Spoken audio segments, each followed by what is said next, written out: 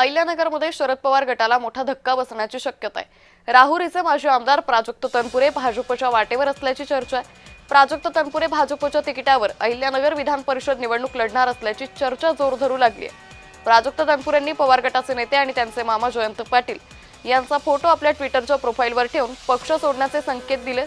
खरं तर राहुरी विधानसभेची पोटनिवडणुकीतून माघार घेत प्राजक्त तनपुरेंनी आपली पुढील वाटचाल स्पष्ट केली होती। तेव्हापासून मुख्यमंत्री फडणवीस, प्रदेशाध्यक्ष रवींद्र चव्हाण, मंत्री राधाकृष्ण विखे पाटलांशी त्यांची चांगली जवळीक वाढल्याचंही पाहायला मिळतंय।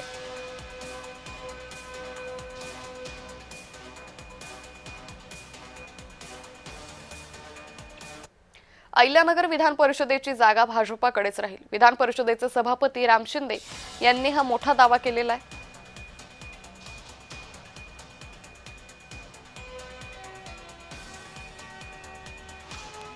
ही जागा कोणाला जाणार यावरून सगळ्या चर्चा सुरू आहेत। एक पहिली फेरी, दुसरी फेरी सुरू आहे, आता तिसरी फेरी देखील सुरू आहे।